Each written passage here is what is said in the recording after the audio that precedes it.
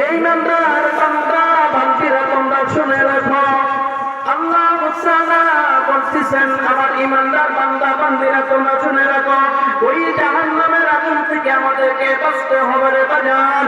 কারণ জাহান্নামের আগুন এত ভয়াবী এ বন্ধু, ওই আগুনের তাপ থেকে তাকায়া দেখে সামান্য দুনিয়ার ভিতরে আগুনের তাপ সইতে পারি না, সামান্য দুনিয়ার ভিতরে পিপিলিকার কেমন সইতে পারি না। আমার আল্লাহ সূরা হারিবে 4 নম্বর আয়াতে বারবার ডাকতে বলে, হে ঈমানদার বান্দা বান্দিরা তোমরা হুঁশিয়ার হইয়া যাও, সাবধান হইয়া যাও, জাহান্নামের আগুন থেকে তুমি নিজে বাঁচো এবং তোমার পরিবারকে বাঁচাও। আজ আমাদের সমাজে দেখা যায় রে বন্ধু, শুধু আগে নিজে জাহান্নামের আগুন থেকে বাঁচি, আগে নিজে শুধু ওই জাহান্নামের আগুন থেকে বাঁচার জন্য নিজে আল্লাহর ইবাদত করি, নিজে রাসূলের সুন্নতগুলো যে সুন্নতের পড়তে থাকি, কিন্তু বন্ধু না রে না, আমার আল্লাহ বলে শুধু তো নিজেই বাঁচবা না, তোমার পরিবার থেকে তুমি বাঁচাইবা। বন্ধু নির্দেশ হলো আল্লাহ, আল্লাহ তো বারবার আমাদেরকে ডাকিয়ে বলতেছেন, আল্লাহ তো বারবার আমাদেরকে জানিয়ে দিয়েছেন, জানিয়ে দেওয়ার পরে আজ আমরা কি বলতেছি, নিজের বাহাদুরিতে চলতেছি, নিজের জামাতে চলতেছি রে বন্ধু। যেমন তোমার আমার মৃত্যু হয়ে যাবে, ওই সময় কিন্তু দুনিয়াতে কেউ আর আমাকে রাখবে না, রাখবে নাকি?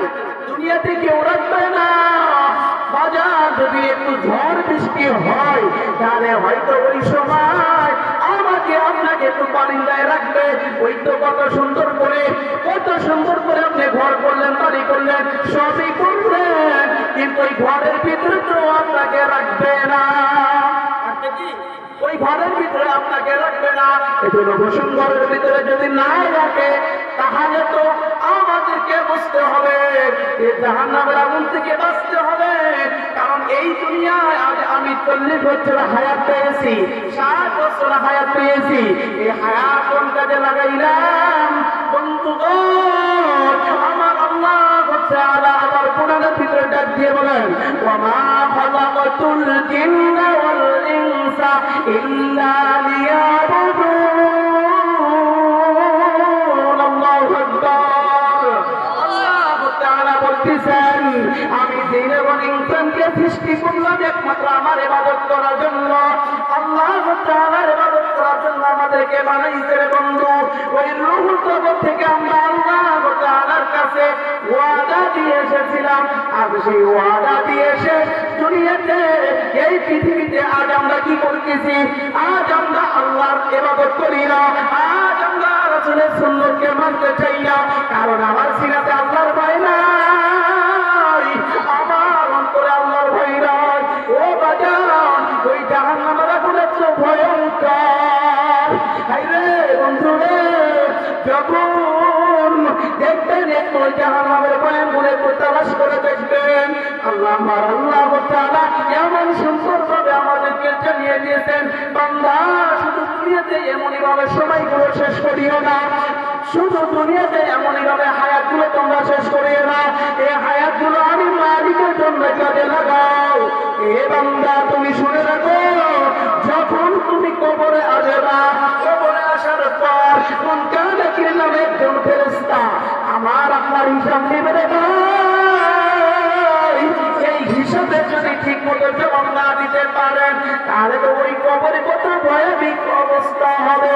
যখন মুনকার নাকির আমার আপনার কাছে আসবে, প্রথমে 1 নম্বরে জবাব দেওয়া হবে। মুনকার নাকির বলবে, মান রব্বুকা, তোমার রবকে। যদি রবের কাছে দুনিয়াতে না করতে পারি তাহলে কি রবের পরিচয় দেওয়া যাবে? রবের পরিচয় দেওয়া যাবে? রবের পরিচয় দেওয়া যাবে না। কারণ রবের কাজ না করলে তো রবের পরিচয় দেওয়া কোনো সম্ভব নয়।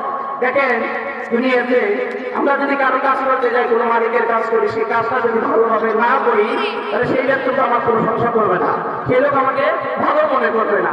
তাহলে ভালো যদি না মনে করে তাহলে তো সেইভাবেই আমাকে কাজটা করতে হবে, হবে কি না? বন্ধুগণ সময় নাই, আল্লাহ রাসূল একদিন এইরকম করে সাহাবীদেরকে নিয়ে বর্ণনা করতেছেন।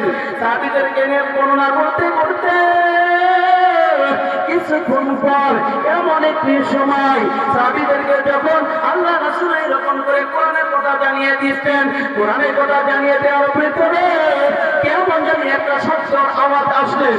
ওই রাসূল সাল্লাল্লাহু আলাইহি ওয়াসাল্লাম যখন সাহাবীদেরকে নিয়ে এরকম বর্ণনা করতেছেন, তার ভিতর থেকে একজন সাহাবী বলতেছেন, ইয়া রাসূলুল্লাহ, এমন একটি শব্দ তো দুনিয়ায় এমন একটি শব্দ তো কোনোদিন শুনি নাই। এই শব্দটি কেমন আওয়াজ, এত বড় আওয়াজ কই থেকে আসলো? আল্লাহ রাসূল বলেন, ও সাহাবীরা রে, এই শব্দটা হলো এমন একটা শব্দ 70 বছরের পূর্বে, মানে 70 বছরের আগে ওই জাহান্নামের নিচে একটা পাথর নিক্ষেপ করা হয়েছিল। আর 70 বছর পূর্ণ হয়ে গেল, এই পাথরটি ওই জাহান্নামের নিচে, ওই জাহান্নামের তলায় দেয়া এই পাথরটা থেকে গেল। এই জন্য এই শব্দ তোমরা শুনতে পাই না। বন্ধু, সাহাবীরা এরকম আলোচনা শোনার পর তাদের চোখের পানি তারা আটকাতে পারে নাই। তারা খুব ভয়ে ছিলেন। এই রে, আজ আমরা কি করতেছি? আজ আমরা দুনিয়াতে কি করতেছি? আল্লাহর ইবাদত করতে যাচ্ছি না, আল্লাহকে ভালোবাসতে যাচ্ছি না, আমরা সেই ভাবে চলতেছি না। কারণ বন্ধু, হায়াতের জিন্দেগি একেবারে অল্প একটু সময়। এই সময়টা যদি আল্লাহর কাজে আমি আপনি না লাগাই, তাহলে কিন্তু অন্তর্ধার কবরে যায় ঠিকই আপনাকে আমাকে জবাব দিতে হবে। এই জন্য বন্ধু, জবাব তো দিতেই হবে। কারণ ওই কবরে আমরা যখন যাব, আমার আপনাদের সহজ জবাব নেবে। ওই সময় কিন্তু যদি ঠিক মতো জবাব না দিতে পারি, তাহলে কিন্তু অবস্থা একেবারে খারাপ। সময় না থাকলে কোনো কিছু হয় না, সময় একেবারে অল্প। তাহলে এখন যখন আমরা আমাদের ডাক এসে যাবে, আমরা কবরে যাব, ওই কবরে আমাদেরকে রেখে আসবে। বন্ধু, আমরা কবরে যখন যাব, আল্লাহ তাআলা মক্কা নাকি নামে একটু চেষ্টা বাড়াই দিলে যদি ঠিক মতো জবাবগুলো দিতে পারি, তাহলে অবশ্যই আমরা কি আযাব পেতে পারি। আল্লাহ রাসূল বলেন, উম্মতে মুহাম্মাদীদের জাহান্নাম থেকে বাঁচার পথ 4টি। কয়টি? কথা বলেন। 4টি। উম্মতে মুহাম্মাদীদের জাহান্নাম থেকে বাঁচার পথ 4টি। 1 নম্বরে আলেম হওয়া, 1 নম্বরে আলেম হওয়া, 2 নম্বরে আলেমের ছাত্র হওয়া, 3 নম্বরে আলেমের কথা শোনা, 4 নম্বরে আলেমকে মহব্বত করা।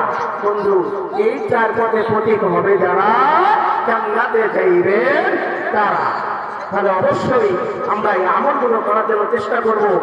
সুন্দর একটা মাদ্রাসা আপনাদের গ্রামে আমরা আমাদের ছেলেদেরকে দিয়ে সাহায্য করব, সুন্দর পড়াশোনা হয়। কারণ আমরা যদি আলেমকেও যদি মহব্বত না করতে পারি, ছেলেকেও যদি মাদ্রাসায় না, তাহলে কি হবে? তাহলে আমাদের কি হবে? এখন অনেক মানুষ বাহিরে ঘোরাফেরা করতেছেন, চলে আসেন অতি তাড়াতাড়ি আমাদের মাঝে দ্বিতীয় মক্কা এসে যাবেন। তাড়াতাড়ি চলে আসেন, সময় একেবারে অল্প শেষ। এই আপনাদের সামনে কথা তো বলতেই পারলাম না, আমরা পরিচয় দিয়ে শেষ করি। আমার নাম আপনারা অনেকে শুনছেন, আপনাদের এই জায়গার দ্বিতীয় বক্তা হিসাবে আমি ছিলাম। আমার নাম মোহাম্মদ কারি ওয়াহিদুল ইসলাম সিদ্দিকী। আমি আপনাদের পার্শ্ববর্তী মানসিক ফরিদপুর মাদ্রাসায় শিক্ষকতা করতেছি। ওই জায়গায় অনেকদিন হয়ে আসি। দোয়া চাই আপনাদের কাছে, দোয়া নেওয়ার জন্যই আসছি। দোয়া করবেন আল্লাহ তাআলা জানি কোরআনের জন্য আমাকে কবুল করেন। আল্লাহ তাআলা যে কয়দিন দুনিয়ায় বাঁচিয়ে রাখবেন, এই কোরআনের পথে চলতেই জানি পারি, কোরআনের পথে জানি আমার সময়টা আমি শেষ করে দিতে পারি। এই বলে আমার কথা এই জায়গায় শেষ করলাম।